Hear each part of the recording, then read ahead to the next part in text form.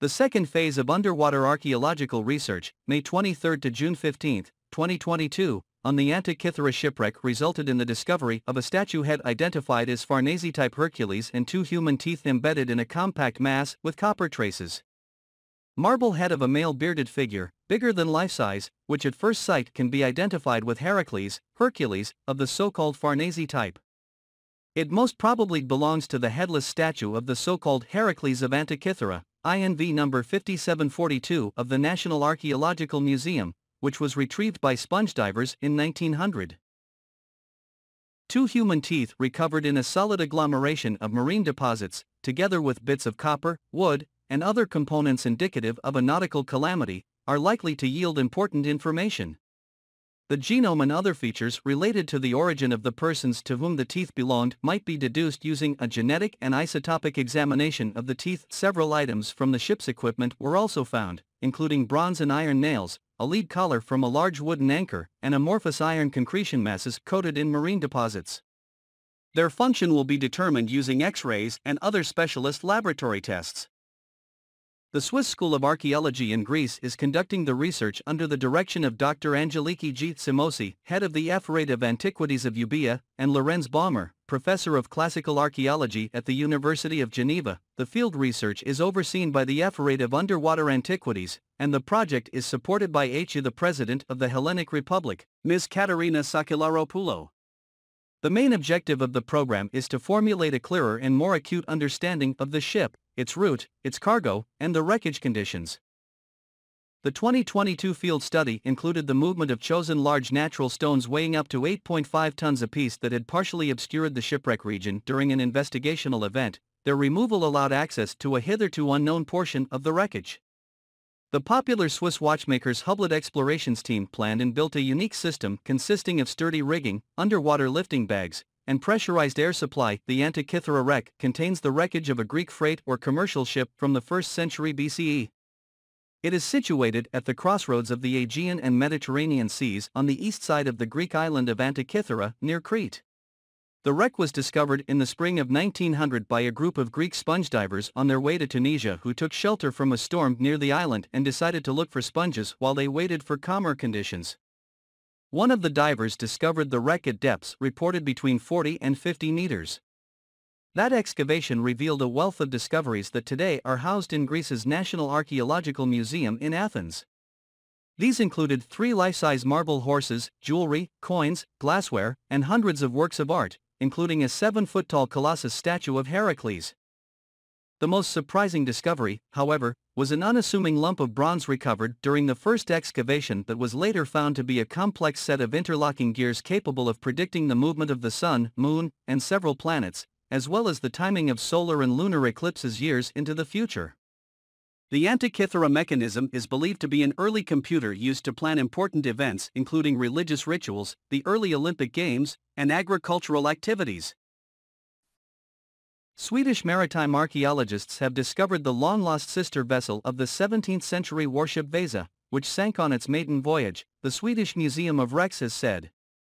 Launched in 1629, Applet, the Apple, was built by the same shipbuilder as the famed 69-meter Vasa, which is now on display in Stockholm after being salvaged in the 1960s.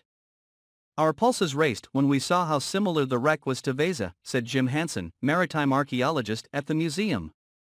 The huge shipwreck was discovered in December 2021 in a strait off the island of Vaxholm just outside the capital, Stockholm, according to the museum. Mr. Hansen said the construction and the dimensions seemed very familiar to them, sparking hope it could be one of Vasa's sister ships. While parts of the ship's sides had fallen off, the hull was preserved up to the lower gun deck, and the parts that had fallen off showed gunports on 2 levels. A more thorough survey of the wreck was carried out in the spring of 2022, which revealed ship details that had previously only been seen on the Vasa. The museum said technical details as well as measurements and wood samples confirmed that it was indeed Applet, Vasa's sister ship. In 2019, the same museum reported the discovery of 2 other warships in the same area.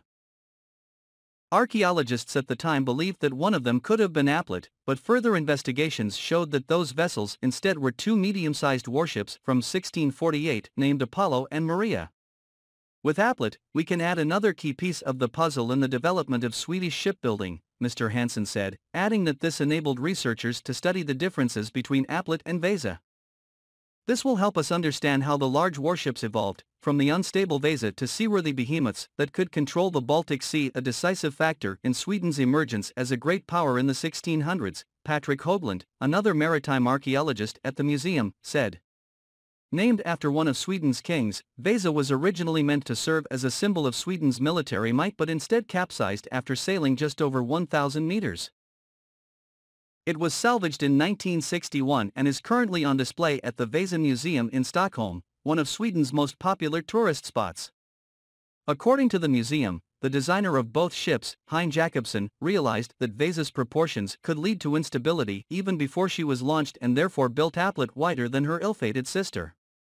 In late 1658 the ship was no longer deemed seaworthy and was sunk the following year at Vaxholm. Two other ships were also ordered from the same shipwright, Kronen, the Crown, and Scepter, and like Applet they also served in the Swedish Navy and participated in naval battles. The ships are believed to have been sunk on purpose after they were decommissioned. Hellenic and Roman sculpture heads were unearthed in the ancient Carian settlement Knidos, located in the Datça district of Mugla province in western Turkey. In Knidos, which was a very advanced city of the period in science, architecture, and art, Eudoxus, an astronomer and mathematician, Eurofon in the field of medicine, the famous painter Polygnotos and the architect of the Alexandria lighthouse, Sostratos, lived here and brought many works to the city. Hellenistic and Roman sculpture heads were unearthed during the excavations carried out in the ancient city of Knidos, which the ancient Greek historian, geographer, and philosopher-writer Strabo of Amasia likened to a theater rising towards the Acropolis. The sculptures found in Knidos are one of the greatest discoveries made in recent years. Knidos Ancient City Excavations head professor Dr. Erdogan Doksanelti told Anadolu Agency, AA, that the work in Knidos, which raised many important people in ancient times, continues throughout the year with the support of the General Directorate of Cultural Heritage and Museums, Selçuk University, the Turkish Historical Society, the Governorship of Mugla and the South Aegean Development Agency. Stating that the Mugla Governor's Office carried out excavations in the Corinth Monument as part of the support for archaeological excavations, Doksanelti said. During the excavations carried out here, 5 heads of statues, the earliest of which date back to 2,400 years ago, and the others dating to the Hellenistic and Roman periods, were unearthed.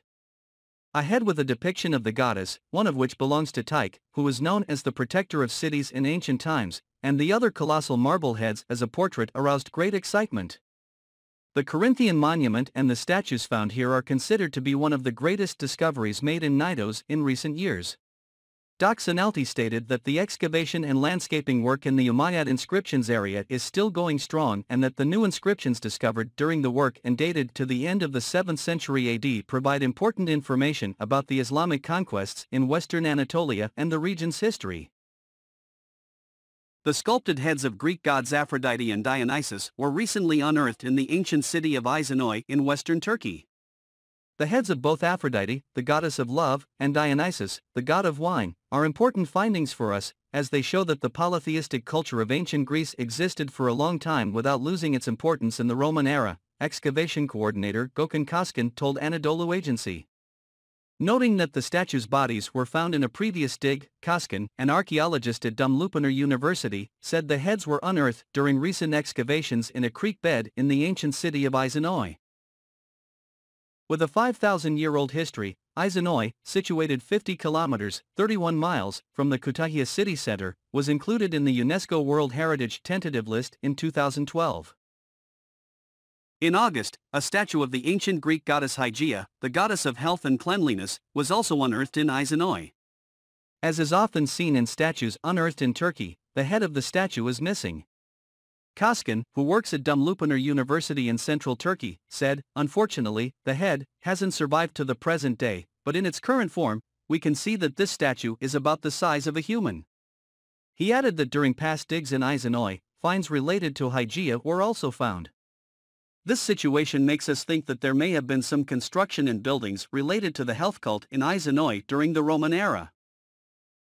Izanoy was an important political and economic center in Roman times. Surviving remains from the period include a well-preserved temple of Zeus, an unusual combined theater-stadium complex, and Macellum inscribed with the price edict of Diocletian. The city fell into decline in late antiquity.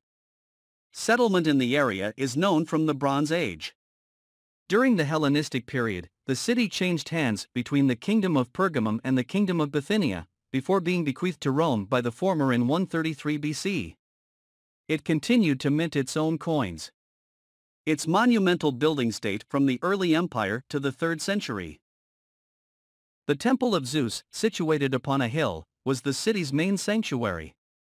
Ceramic findings indicate local habitation from the first half of the 3rd millennium BC. Izanois Theater and Stadium are built adjacent to each other, and this combined complex is said to be unique in the ancient world. 2 sets of thermae have been identified. The first, between the theater stadium and the temple, is from the second half of the 2nd century and includes a palestra and marble furnishings. The second, in the northeast of the city, was built a century later. Floor mosaics depict a satyr and maenad. Rebuilt a couple of centuries later, it served as the bishop's seat.